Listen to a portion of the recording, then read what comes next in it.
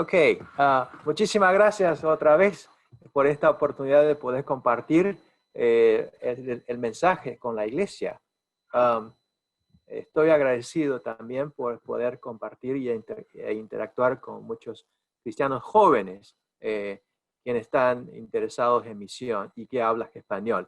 Um, a mí me parece que nosotros en realidad en una iglesia de alianza, la misión en realidad está en el ADN de la iglesia de alianza, porque nuestra historia comienza con la intención de hacer misión, comenzando en África, pero después expandiendo a todo el mundo globalmente.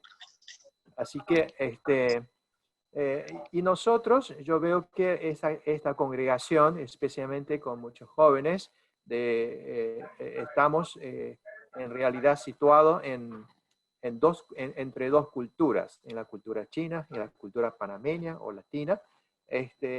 Y yo creo que ustedes son muy afortunados porque ustedes pueden aprender y también identificarse con esas dos culturas, con dos idiomas. Uh, Aunque parezca mentira, yo creo que ustedes van a poder aportar mucho en la comunidad misionera global en el futuro. Espero que ahora, pero al pasar el tiempo van a dar cuenta de que tiene mucho que hacer para la misión de Dios. Hoy vamos a hablar sobre la misión de Dios y tu país, en qué podemos hacer, o las necesidades en qué podemos alcanzar o podemos participar o interactuar con la voluntad de Dios. Y yo creo que, yo quiero mencionar que, bueno, yo trabajo para la agencia misionera GOI, Gospel Operation International. Soy encargado de su operación en América Latina. Pero hablando de América Latina, me acuerdo de la primera visita que yo hice a la ciudad de Lima. Una vez, creo que no me acuerdo hace cuántos años, estaba en un viaje de misión a corto plazo con un grupo de estudiantes. Estaba en el programa del seminario, con un grupo de estudiantes y llegamos a Lima. Después de unos días, nos fuimos a la cordillera para trabajar en un sitio especial en un pueblo para comenzar una iglesia nueva allá. Pero mientras estábamos en Lima, después de todos esos trabajos, teníamos un día de descanso. Y la iglesia local, la iglesia de Perú, nos sugirió de llevarnos a visitar algunos lugares turísticos o típicos de la ciudad de Lima. Y nos llevó a esa basílica y convento de San Francisco de Lima. Supongo que algunos de ustedes que han visitado a Lima, tal vez han visitado también a esa iglesia católica. Nosotros estuvimos allá. Entonces,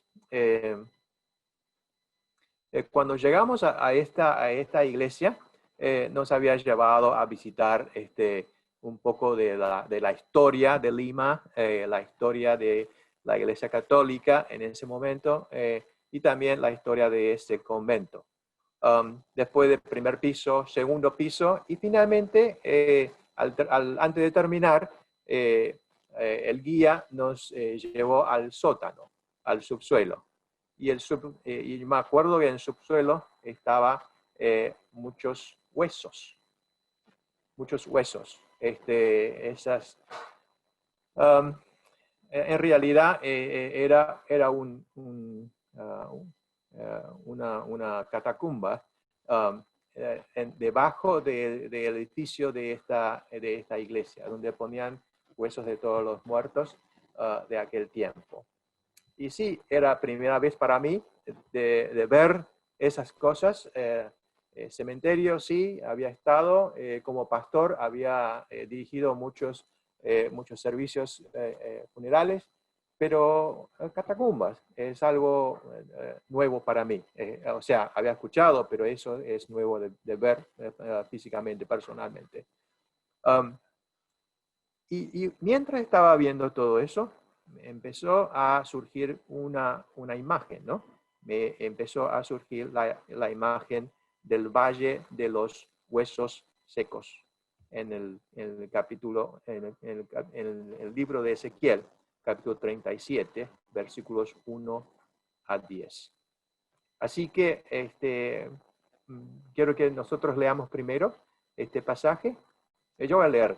El capítulo 37 nos habla de que la mano de Jehová vino sobre mí y me llevó en el espíritu de Jehová y me puso en medio de un valle que estaba lleno de huesos. Y me hizo pasar cerca de ellos por todo en derredor.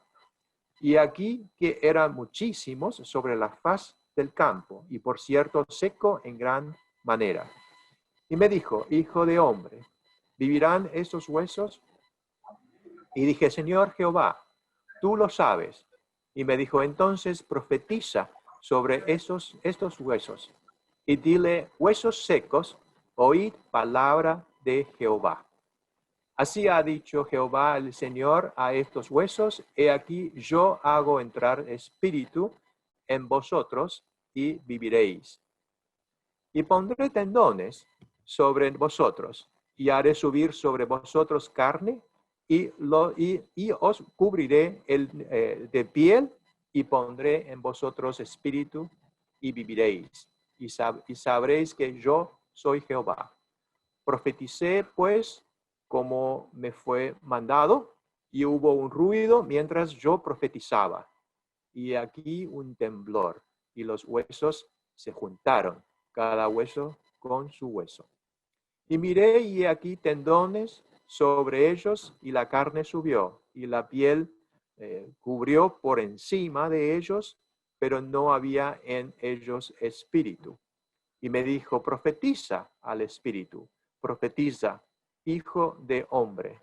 Y di al espíritu, así ha dicho Jehová el Señor, espíritu, ven de los cuatro vientos y sopla sobre estos muertos y vivirán. Y profeticé como me había mandado, y entró espíritu en ellos. Estuvieron sobre sus pies un ejército grande en extremo. Ahora, este pasaje en realidad nos da una imagen muy especial, porque generalmente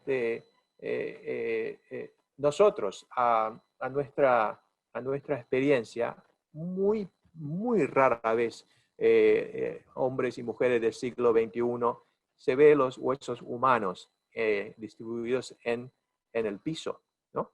Tenemos muchos cuidados en tratar sobre cadáveres, sobre cuerpos muertos, y también por asuntos sanitarios hay que enterrarlos, todo eso, y no es algo usual para todos nosotros. Pero aquí algo sucede, porque comienza hablando sobre los huesos secos, en versículo 1 y 2. Y cuando se habla de huesos secos, en realidad tiende a apuntar hacia algunas situaciones. En este caso, se habla de que haya pasado mucho tiempo, demasiado tiempo. Porque aquí no son huesos secos. ¿Se acuerda? Se nota que cuando en su casa quieren hacer una sopa de puchero, o tienen huesos grandes, o tienen algo, esos huesos generalmente cuando se cortan, cuando se compra de la carnicería, son huesos más bien frescos. Pero cuando esos huesos ha dejado en un lugar por mucho tiempo, entonces se queda muy seco. Son huesos secos y no frescos. ¿Y qué significa? Que la muerte se había sucedido hace muchísimo tiempo. Esos huesos que están distribuidos en el valle, la muerte se había sucedido hace mucho tiempo. Y eso quiere decir que los huesos secos significa que están que ha sido mucho tiempo y por lo tanto son demasiados muertos. Pero aparte de eso, esos huesos de diferentes partes del cuerpo son distribuidos y también dispersados en todo rincón del valle. Y eso significa que es muy difícil ya encontrar un juego de huesos integrados como un esqueleto. Ya es muy difícil. Un pedazo de hueso de ese cuerpo está en este lado. La otra parte de su miembro, de su cuerpo, la otra pieza de hueso está en aquel lado, posiblemente están muy distanciados. Y entonces es muy difícil de poder reconstruir un cuerpo porque los huesos de una persona, por ejemplo, se está distribuyendo en todos lados del valle. Y así, con una enorme cantidad de huesos, entonces es prácticamente imposible de poder reconstruir el cuerpo. Y eso quiere decir que están demasiado dispersos. Es muy difícil para poder, ya es casi imposible de armar un esqueleto humano. Aparte de eso, como consecuencia de la idea de que son huesos secos y también muy dispersados, y acá entonces como consecuencia está apuntando sobre la noción de que ahora es casi imposible de restaurar a una condición anterior de un esqueleto completo de un ser humano o de un grupo de esqueletos. Y por lo tanto, esta descripción en versículos 1 y 2 claramente se apunta hacia las condiciones de una imposibilidad de algo dispersados para volver a restaurar a una forma anterior. Y están pensando, o sea, con esta imagen, entonces uno cuando lee ese pasaje, uno se puede dar cuenta de que es muy, muy posible que esta imagen o esta visión estaba conectado o estaba apuntando sobre las condiciones de exilio del pueblo de Israel. Israel tuvo una nación, primeramente un reino, y después fue un reino dividido, ¿no? en dos. Pero después el reino de Israel y el reino de Judá están todos conquistados por ejércitos de otras naciones, y por lo tanto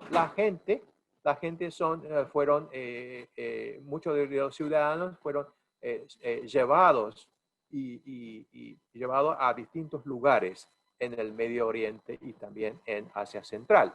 Por lo tanto, lo que sucede ahora es que ellos son como huesos, esos huesos que están distribuidos en distintos lugares, y como los huesos están muy secos y muy dispersados, ahora la idea es que, bueno, prácticamente para una persona común, lo van a ver que es casi imposible de poder reconstruir o restaurar a la forma, a las condiciones anteriores. Pero ahora con versículos 4, comenzando con la idea de la recuperación. La recuperación, y se habla de los tendones, hablan de la carne y también habla de la piel.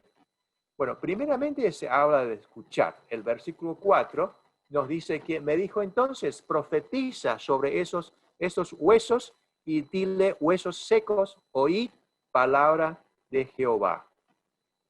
El pueblo de Dios está tan muerto, en ese caso, tan muerto como esos huesos secos dispersados en diferentes partes del valle. Pero Dios ordenó al profeta a pronunciar con esos huesos, y eso es posiblemente el último instinto espiritual que se le queda a los israelitas o se le queda a nosotros como seres humanos. Se da cuenta de que ahora el Espíritu de Dios nos llama porque sabe que nosotros podemos escuchar. de una forma natural decimos que los huesos no se escuchan, porque un hueso no tiene oreja, no puede escuchar. O de alguna manera decimos que, bueno, el ser humano está somos tan pecaminosos que el pecado no puede estar delante de Dios. Sin embargo, Dios sabe que nosotros, de alguna manera, tiene que alcanzarnos. Y por lo tanto, Dios nos dio un instinto, aún siendo pecadores, aún siendo rebelde contra Dios, nos dio una capacidad para poder, por lo menos, escuchar a Dios. Y por eso Dios habla. Por eso Dios usa profetas para hablar, para decir o profetizar con esos huesos secos, con esos israelitas rebeldes o israelitas que fueron llevados a distintas partes del mundo. Entonces, aquí Dios hizo una promesa, ¿no? Dios nos está hablando, Dios le habló a los huesos y ahora habla a nosotros también. Tal vez nosotros tenemos que preguntarnos si estamos escuchando la voz de Dios. Si nosotros estamos escuchando la voz de Dios, porque Dios tiene una promesa, Dios promete de que, bueno, algún día, cuando Él habla, nosotros vamos a poder oír. Reaccionar o responder o no es otra cosa, pero por lo menos vamos a poder oír lo que dice Dios. Y Dios, la promesa que Dios hizo con los huesos es que, bueno, iba a hacerlos seres humanos, seres vivientes. El Espíritu de Dios hizo esos huesos resucitar, darles vida. Lo mismo cuando Dios nos habla, también nos refresca nuestras vidas. Y también nos hace promesas, nos dirige y nos da la guía de nuestra vida para que nuestra vida sea útil de nuevo. Pero aparte de escuchar la palabra del Señor, en este caso, los huesos que estaban escuchando, también Dios estaba haciendo el trabajo de armar diferentes partes, diferentes huesos o diferentes partes del cuerpo para formar a un ser humano de nuevo. Una vez escuchado el llamado de Dios, estos miembros humanos comienzan a armarse, como lo que muestra aquí en el versículo, ¿no? Los huesos van a su lugar correspondiente para conectarse con otros huesos. O tal vez es un hueso del brazo, del brazo y otro es un hueso de su pierna. Están bien separados, pero de alguna manera, después de Dios de haber hablado con esos huesos, ellos comienzan a unirse. Y aquí nos da una imagen de restauración, no solamente con los huesos, sino también huesos más tendones que conectan, que unen y también atan los huesos y también la carne que nos cubre los huesos y finalmente la capa externa de la piel. Esa es una imagen de restauración. O sea, es una imagen que sale de caos y ahora entra a orden. Figurativamente, también se refiere a nuestra vida. Bueno, una restauración de caos a orden. Nosotros sí, en el pasado, podíamos estar viviendo en caos. Es un lío en nuestra vida. Pero hoy cuando entramos a la casa de Dios, cuando entramos a la presencia de Dios, Dios nos hace cambiar del caos a orden. Y eso también nos hace pensar, ¿no? Cuando estamos acercando a Dios, si hemos examinando de nuestras vidas, de nuestras prioridades, reordenando nuestras prioridades de acuerdo a la voluntad de Dios. Es muy interesante de que aquí Dios está hablando a los huesos. Eso quiere decir que nosotros, si alguna situación que hemos ofendido a Dios por cualquier cosa, no hay nada que le sorprende a Dios. Y siempre existe la posibilidad de responder, de volver a escuchar y responder a Dios.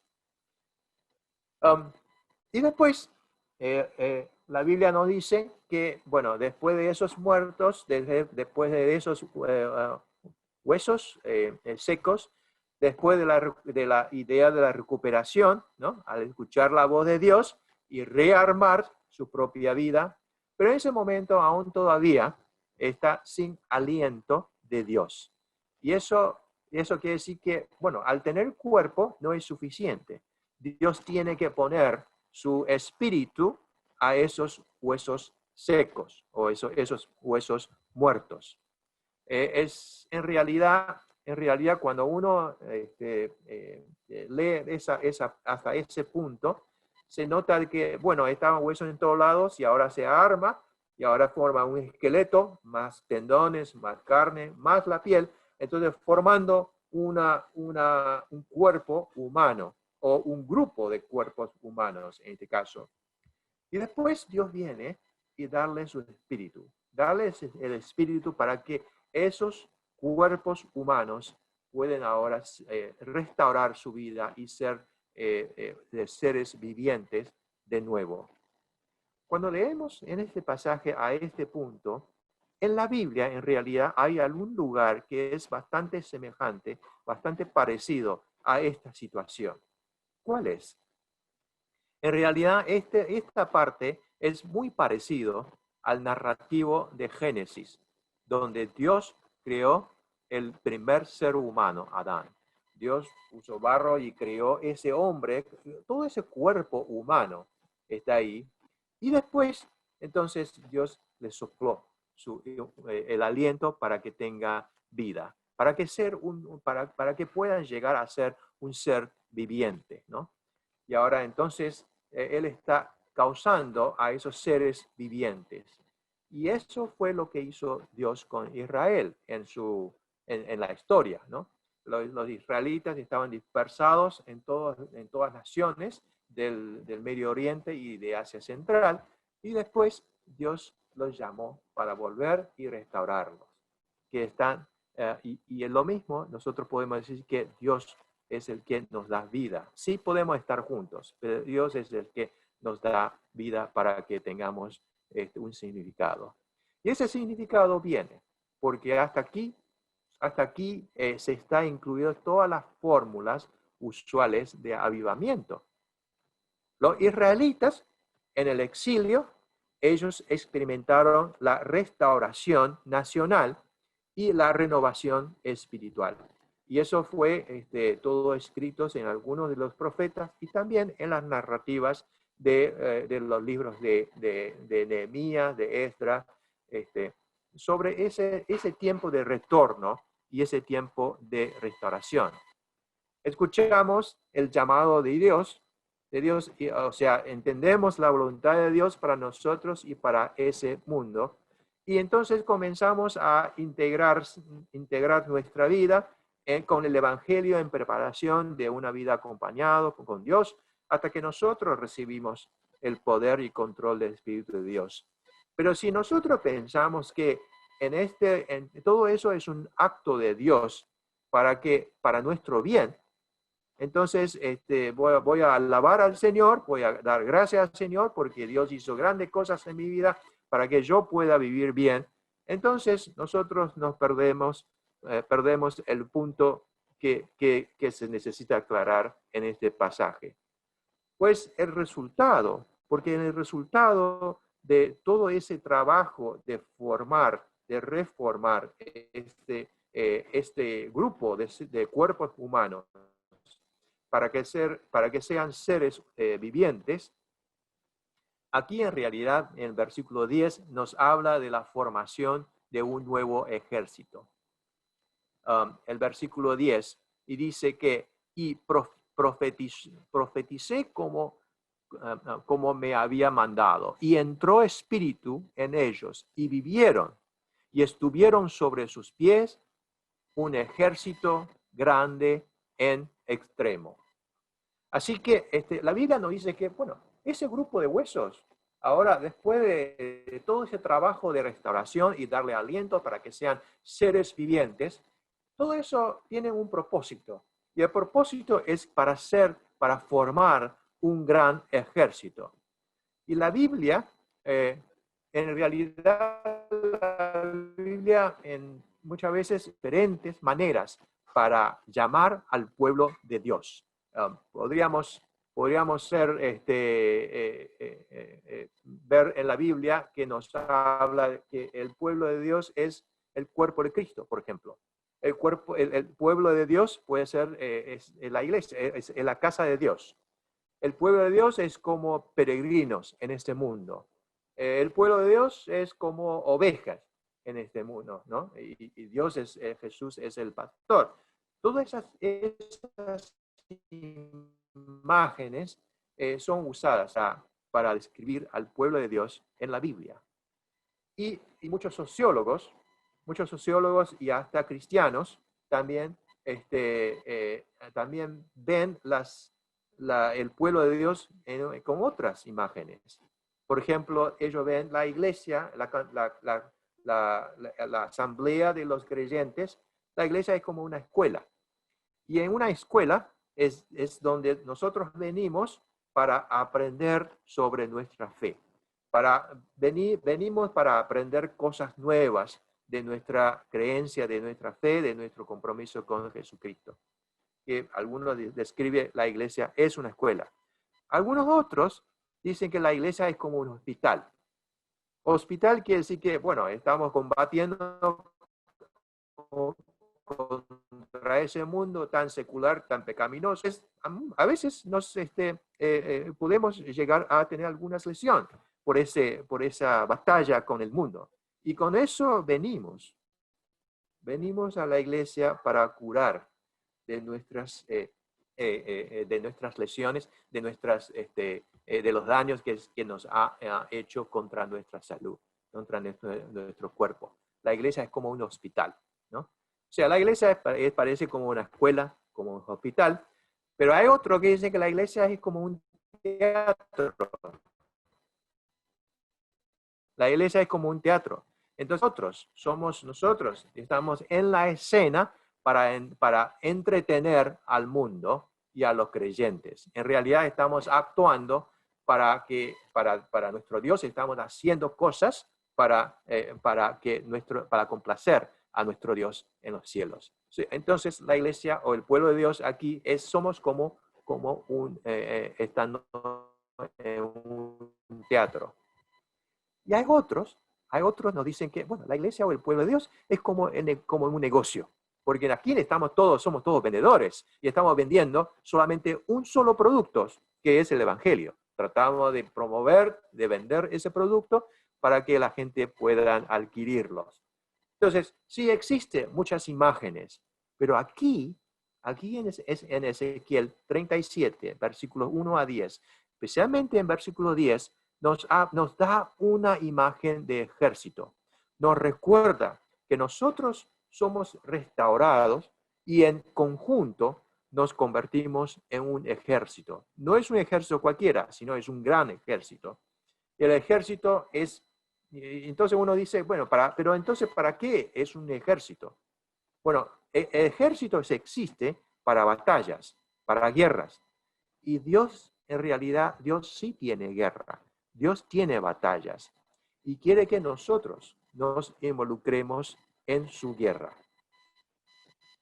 Así que la Biblia en esos 10 versículos en realidad nos dice que, bueno, somos restaurados por Dios para ser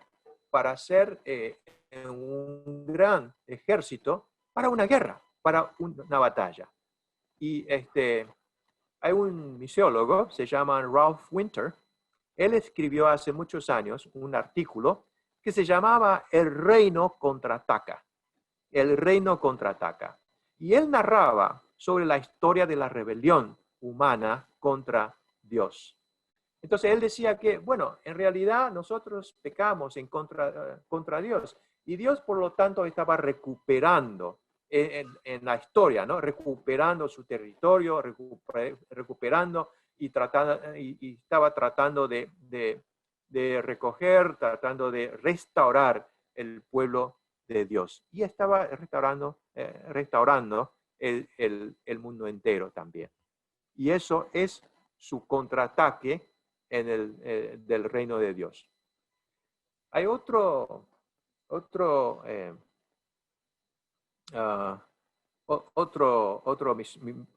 misiólogo también, es un experto en Antiguo Testamento, se llama Christopher Wright. Y él también insiste, entonces, en este caso, que entonces la misión de Dios no comienza solamente en la gran comisión de Mateo 28. Porque si estamos pensando de que el imperio estaba o sea, el imperio o el reino de Dios estaba contraataque, entonces debe comenzar desde Génesis. La misión de Dios de recuperar, la misión de Dios de cubrir su gracia y su poder en todo el mundo, debe comenzar en Génesis y no solamente en Mateo 28.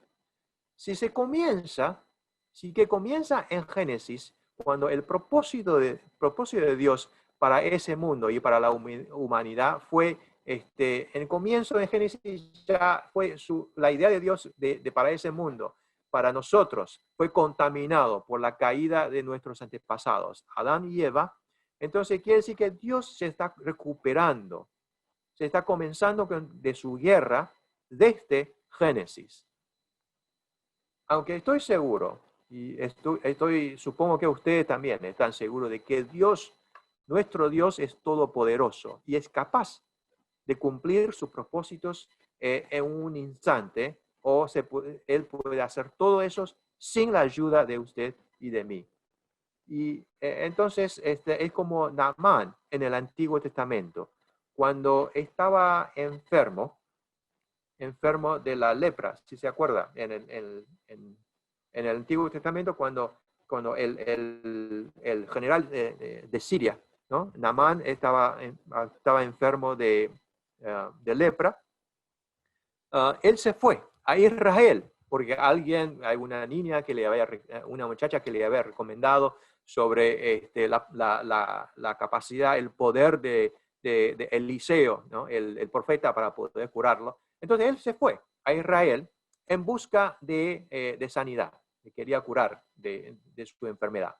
Pero cuando él llegó a Israel y encontró a Eliseo, en su mente pensaba de que, bueno, este profeta Eliseo tenía que hacer algo, iba a hacer alguna magia e instantáneamente curaría su enfermedad. Pero en realidad Eliseo hizo dio otra receta, ¿no? Él decía que, bueno, en realidad Naamán recibió las instrucciones de lavar su cuerpo 7 veces en el río de Jordán. Y él estaba enojado. Él decía que, bueno, pero hay tantos ríos mejor que el río Jordán, porque tenía que hacer solamente en ese río y hacerlo 7 veces. Él estaba despreciando las instrucciones de Eliseo. A veces creo que Dios hace las cosas diferentes de lo que esperamos.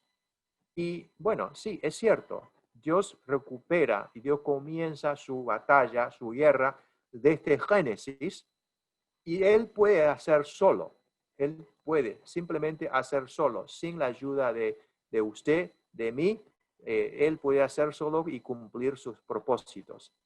Pero de alguna razón, Dios decidió a usarnos, a su pueblo, para cumplir sus propósitos, y eso es una idea del reino en contraataque. Dios está en guerra contra el ataque destructivo de Satanás. Así que Dios tendría así que Dios, entonces, su meta final de esta guerra, uno pregunta, ¿no? Entonces, ¿Y qué hace? ¿Qué pasa cuando la guerra terminó? Cuando, bueno, Dios gana. Entonces, pero cuando gana, ¿qué pasa? ¿Qué pasaría? Bueno, la meta final, entonces, de esta guerra que Dios gana y vence a Satanás es la gloria de Dios. Y el resultado final de esta victoria, entonces, sería una visión en la Biblia que nos revela por ejemplo, en Apocalipsis, capítulo 7. Y déjeme leerlo un poquito, este pasaje.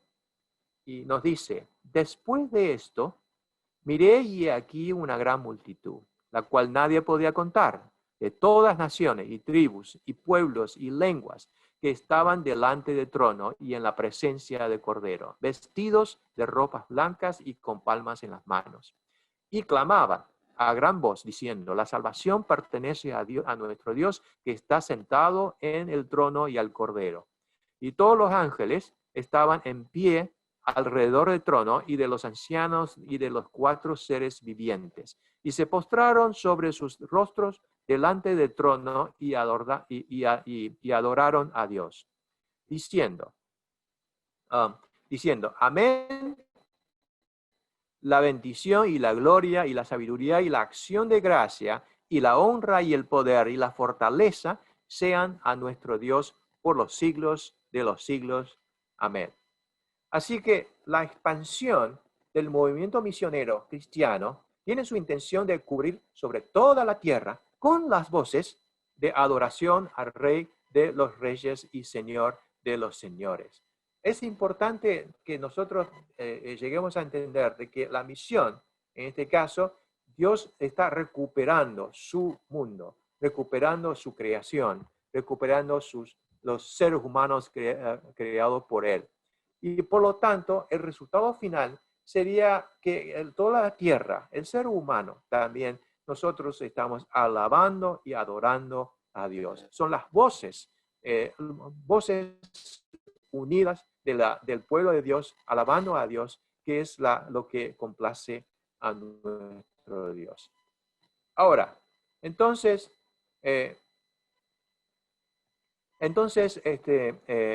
cuando hablamos de la misión, entonces, y hablamos muchas veces de los alcances, los versículos que más se escucha son los versículos en Hechos 1:8 y Mateo 28, 18 a 20.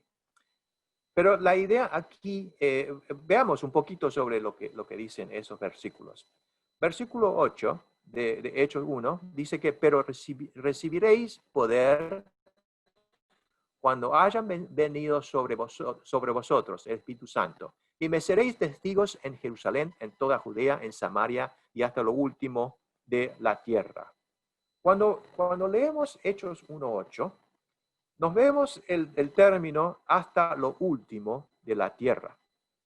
Entonces, el movimiento misionero de protestantes, cuando comenzó a hacer, o cuando comenzó a desarrollar, estaba justamente coincidiendo con la era de colonización. Entonces unos tratan de expandir. La idea de colonización es conquistar nuevos territorios y para gobernar y para expandir los territorios de influencias. Entonces muchos dicen que, bueno, entonces en este caso vamos a extender también hasta lo último de la tierra con el Evangelio. Y entonces cuando decimos que lo último de la tierra, en realidad se está diferenciando un extremo o una periferia y el centro. En aquel tiempo, siglo XVIII, siglo XVII, XVIII y hasta XIX, el centro, para entonces centro del mundo o el centro de los cristianos, estaba en Europa. Europa era el centro del cristianismo. Y lo último de la tierra o la periferia serían los territorios colonizados, como en Asia, como en África, que muchos de los habitantes no habían escuchado el nombre de Jesucristo. Entonces el desafío para los misioneros, para los trabajos misioneros en aquel tiempo, era proclamar el nombre de Jesús en esos lugares en esos lugares hasta lo último de la tierra, y los desafíos eran más bien de seguridad, más bien de salud y más bien del peligro. Y esos esfuerzos habían sido muy exitosos, que hoy día, muchas naciones, muchos países del mundo, ahora tenemos presencia de iglesias y tenemos gente, la población, que ahora pueden escuchar el nombre de Jesucristo, por lo menos, ¿no? Estudian historia, de alguna manera ellos escuchan y tienen alguna noción de Jesucristo. Eso sucede ahora en esos días, y hasta los países más severamente perseguidos, también existen creyentes secretos, ¿no? En clandestinos, tratando de esconderse de los agentes gubernamentales. Así que durante la Guerra Fría, en el tiempo, habían usado las transmisiones de radio como un medio para proclamar el nombre de Jesucristo. O sea, durante ese tiempo el énfasis estaba en la proclamación del Evangelio. Entonces, hoy día tal vez preguntamos, ¿no? Si nosotros hemos llegado a lo último de la tierra o no. Si hemos llegado a lo último de la tierra o no con el trabajo misionero. Bueno, la respuesta sería sí y no. Sí y no. Sí, nosotros hemos llegado a tener presencias cristianas en casi la mayoría de los países. Y sin embargo, en cada país, aún figura como el que tengan presencia de iglesias, muchos países hay paquetes, o hay lugares, ¿no? O hay grupos de seres humanos que aún no han escuchado el Evangelio, o grupo de gente, o pueblos, especialmente pueblos que no tienen un movimiento de evangelio en forma indígena, y especialmente en este caso entre los grupos minoritarios de una nación, entre los pueblos indígenas, y también entre los inmigrantes. Y eso nos hace llegar a ver el segundo versículos más frecuentado por la Gran Comisión, que es a Mateo 28, 18 a 20. Y dice, y Jesús se acercó y les habló diciendo, toda potestad me es dada en el cielo y en la tierra. Por tanto, id y haced discípulos a todas las naciones, bautizándolos en el nombre del Padre y del Hijo y del Espíritu Santo, enseñándoles que guarden todas las cosas que os he mandado. Y he aquí yo estoy con vosotros todos los días hasta el fin del mundo. Cuando nosotros leemos Mateo 28, nosotros aquí descubrimos no solamente la idea de a lo último de la tierra, sino estamos encontrando con la noción de nación, porque nos dice que hacer discípulos a todas las naciones, que en el lenguaje original es más bien significa como lo que decimos pueblo o etnias. Igual con el misiólogo Ralph Winter, él también propuso en 1974, en el Congreso de Evangelización Mundial de Lausana, él propuso el concepto de lo que se llaman los pueblos escondidos, que son, y estaba diciendo que, bueno, estamos haciendo todas estadísticas, pensando de que hemos llegado al final del trabajo misioneros, porque hemos llegado a todos los territorios políticos de las divisiones de naciones, ¿no? Cada nación tiene su iglesia nacional, lo que sea, pero en realidad cada lugar, cada nación tienen paquetes o tienen grupo de gente que no tienen accesos o no tienen un movimiento de evangelio en una forma más vital.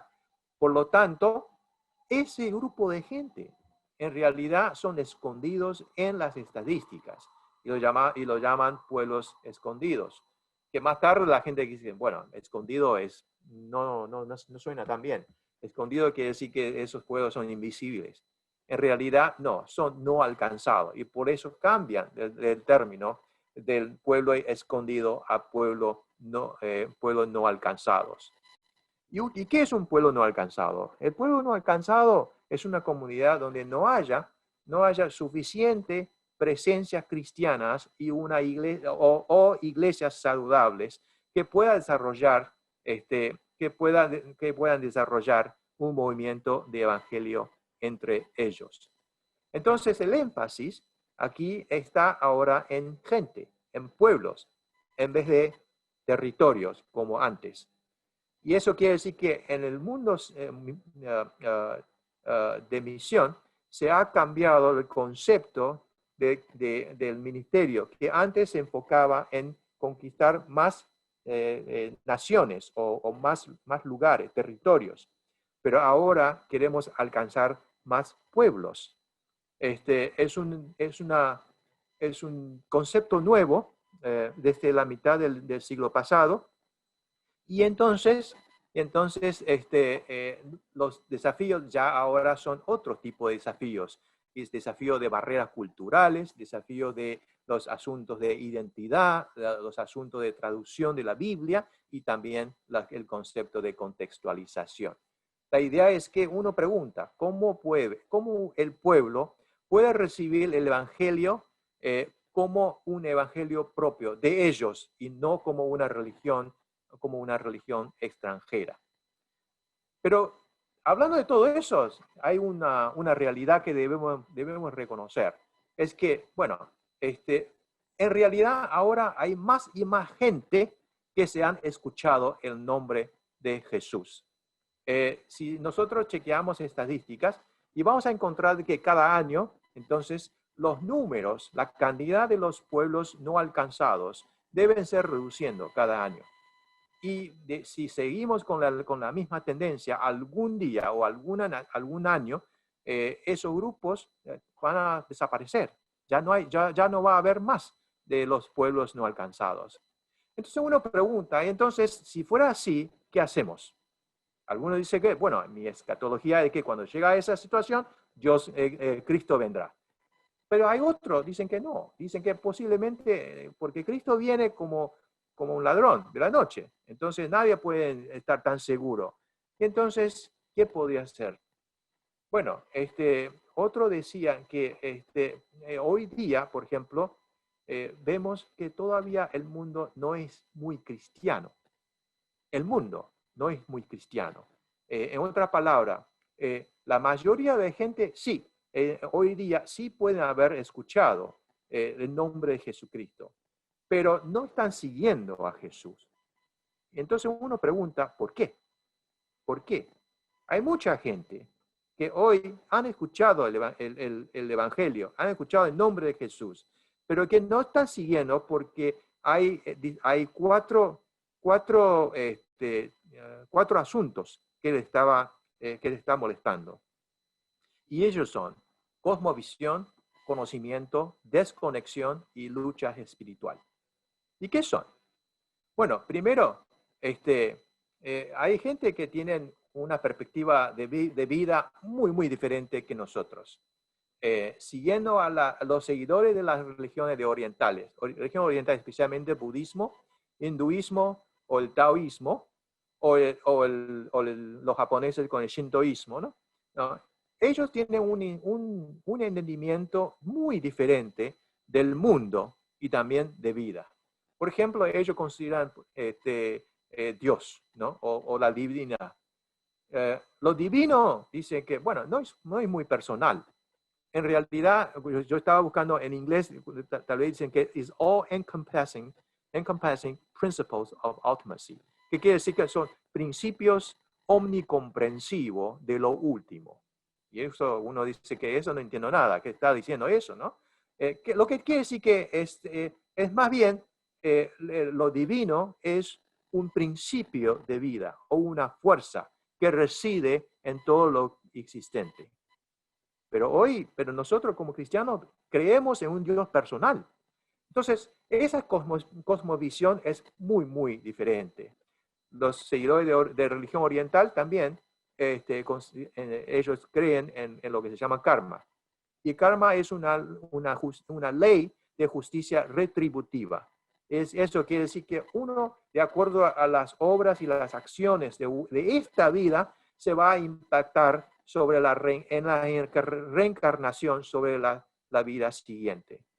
Pero nosotros como cristianos creemos que nosotros vivimos en el mundo solamente una vez y la vida es lineal, ¿no? Y cuando terminamos esta vida entramos a la eternidad, entramos a la vida eterna. Además, hay todo tipo de consideraciones sobre la encarnación del Hijo de Dios, porque para ello también hay personas o existe la llegada de Avatar, que son los divinos en forma humana en el hinduismo, o en el budismo existe lo que se llaman bodhisattvas.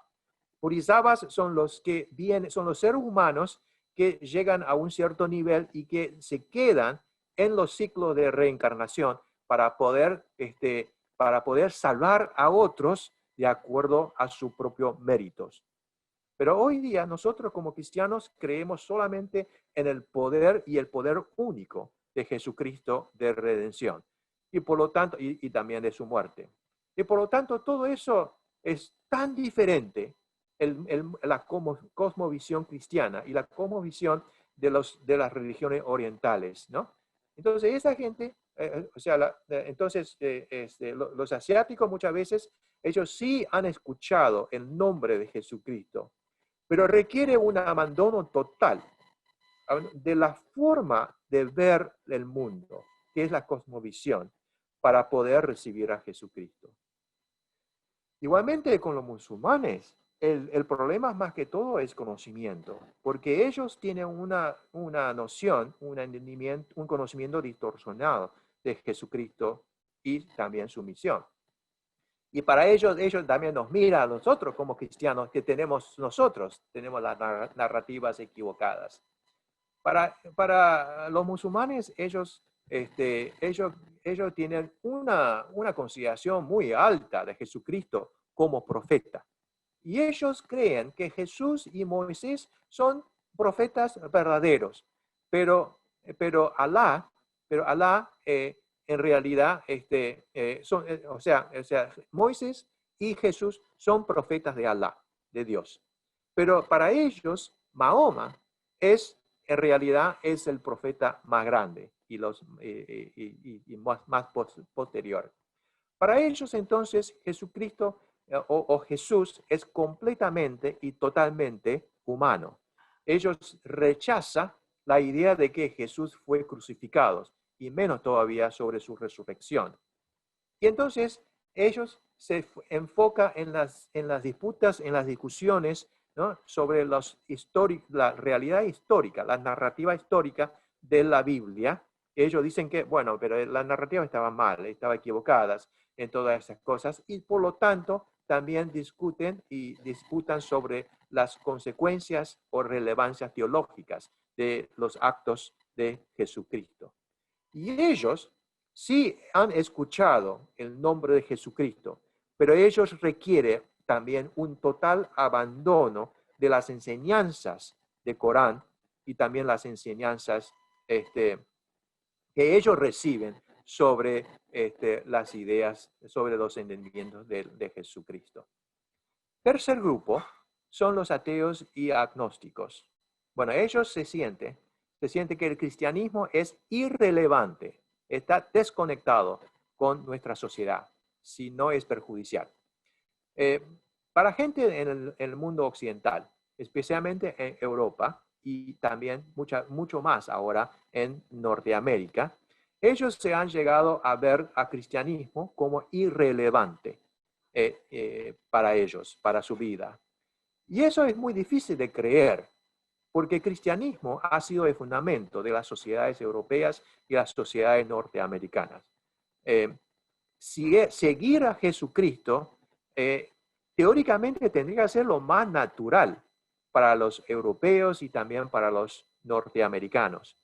Pero en los últimos 50 años, nosotros hemos visto un cambio gradual de la actitud sobre rechazar al cristianismo.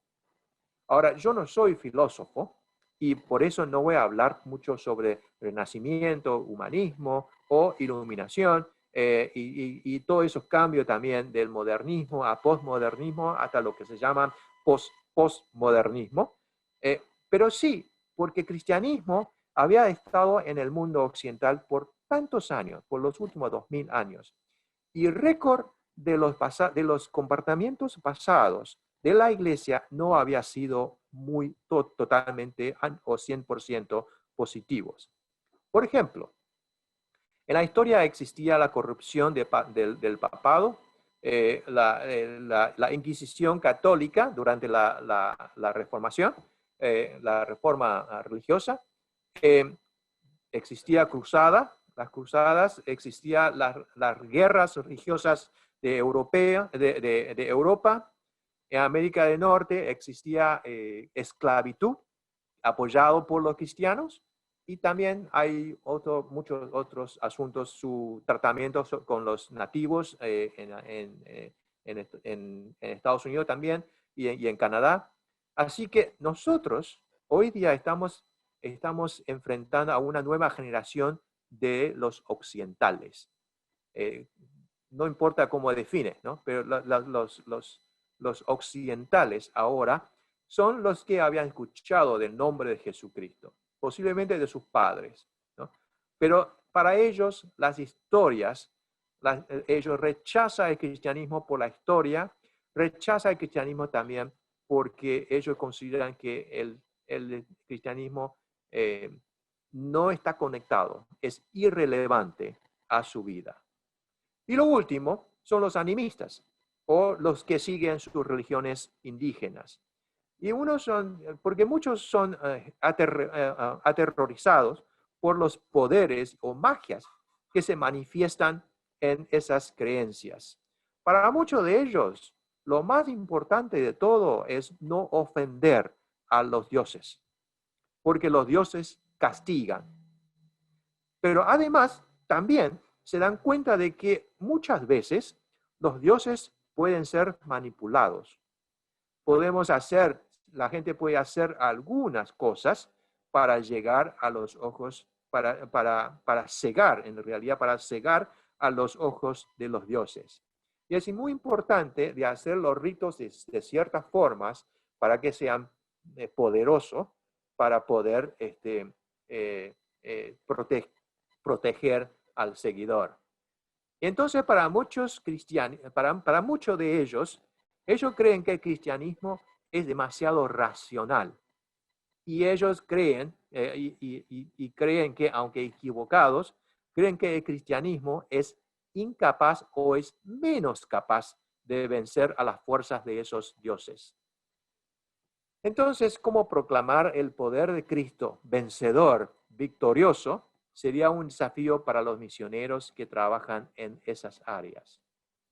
Entonces ven que hay gente que ha escuchado el nombre de Jesús, pero por alguna razón, por razones de cosmovisión, de conocimiento distorsionado, de desconexión y también de lucha espiritual, ellos piensan de que ellos tienen dificultad de entrar a una relación con Jesucristo. Entonces uno pregunta, ¿cuál es nuestra propuesta? ¿Cuál sería la dirección futura de la misión cristiana? Por supuesto, definitivamente tenemos que seguir trabajando con los pueblos no alcanzados. Pero adicionalmente, nosotros también tenemos que movilizar toda la iglesia para alcanzar a los que han escuchado el nombre de Jesucristo, que aún hoy día no están siguiendo a Él. Entonces, específicamente, uno pregunta, ¿no? ¿Cuál es nuestro rol para trabajo misioneros? Bueno, tradicionalmente existen dos tipos, los que envían y los que van, ¿no? Eso es tradicionalmente, ¿no? Hay un grupo de gente que se juntan, se unen y hacer esfuerzos que se ponen su dinero, sus ofrendas y también sus recursos para poder enviar misioneros para ir al campo de trabajo.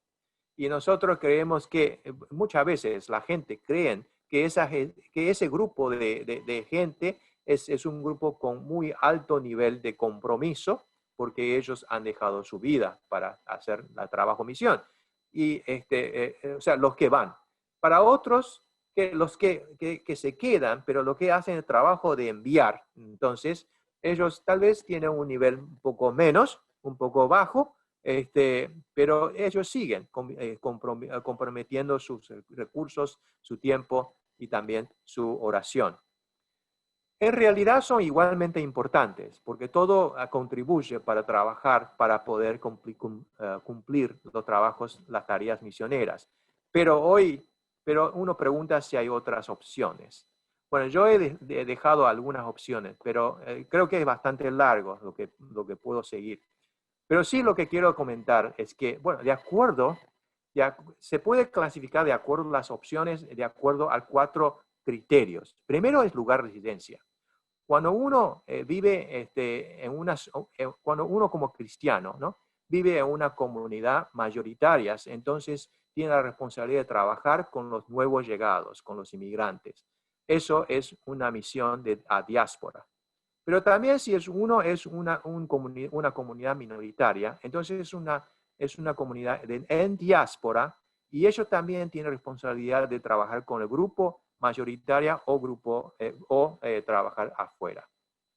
De acuerdo al tipo de trabajo, uno se puede hacer la misión de ser misionero como una carrera, pero también se puede hacer misión de acuerdo a su profesión. Uno puede ser un negociante, uno puede ser comerciante o un estudiante, un profesional o uno que provee servicios o uno que sea un obrero. Todo se puede trabajar en forma misional. De acuerdo a la tecnología que usa una persona, también tradicional o virtual, porque gente de mi edad estamos más acostumbrados a hacer trabajos de misioneros tradicional. Pero hay otros, con gente más jóvenes, se pueden hacerlo virtualmente. Y lo último es de acuerdo al tiempo de vida, a qué etapa estamos viviendo. Hay jóvenes que pueden entrar a la misión primero como internados y después como uno que está estudiando, preparando como reservas, pero haciendo movilización. Y lo último, y después hay otros que pueden desempeñar trabajo misionero en su carrera, y hay otros que pueden jubilarse después de su jubilación, siguen trabajando. Hoy jubilamos a los 60, pero nuestra capacidad de continuar haciendo cosas significativas continúa. Entonces, hay muchas formas de poder involucrarnos en misión. Y eso es justamente que por eso en el siglo XXI, la misión requiere que toda la iglesia, no solamente los que apoyan, no solamente los que van para involucrarse en la misión, porque es posible que no somos misioneros en un sentido tradicional, pero nuestro caminar diario ciertamente puede reflejar un estilo de vida misional. Y eso es lo que significa de ser parte de un ejército. Cuando estaba estudiando ingeniería y estaba por entrar a la facultad de ingeniería, teníamos un amigo de familia que era un ingeniero hidráulico en Argentina. Entonces yo, como estaba en el último año de la universidad, del colegio, le pregunté una vez, porque quería entrar a la facultad de ingeniería, le preguntaba qué era lo que tenía que estudiar, lo más importante, de la cosa que tenía que aprender en la facultad de ingeniería. Entonces ese hombre pensaron un poquito y después me dijo, bueno, lo más importante de todo, después de graduarse de la facultad de ingeniería, es que tenga criterio ingeniería. Criterio ingeniería. ¿Qué quiere decir? Quiere decir que uno entonces que va a poder pensar las cosas desde una perspectiva de ingeniero. Pensar, ver todas las cosas, encarar las cosas de vida, encarar en todas las cosas de tareas de su trabajo y también de todas las cosas que está sucediendo alrededor de su vida con un enfoque de ingeniería. Y eso quiere decir que, bueno, hay que ingeniar, hay que pensar nuevas formas de aplicación y para el bien de la sociedad. Pero para él, lo más importante no era de saber mucho de física, saber mucho de cálculos, saber mucho de la dinámica, de lo que sea. No, lo más importante es tener criterio ingenieril, el pensar como ingeniero. Nosotros hoy día con la misión es lo mismo, porque no somos espectadores del trabajo misionero, sino somos actores. De alguna manera tenemos que actuar. Si estás en casa, estás actuando. Si estás en su país, estás actuando. Si estás fuera, en país extranjero, también estás actuando. Somos actores de la misión de Dios. Y es importante porque la misión tiene que permear en todos aspectos, todos lados de nuestra vida. Una vez más, Ralph Winter había hablado sobre la idea del estilo de vida.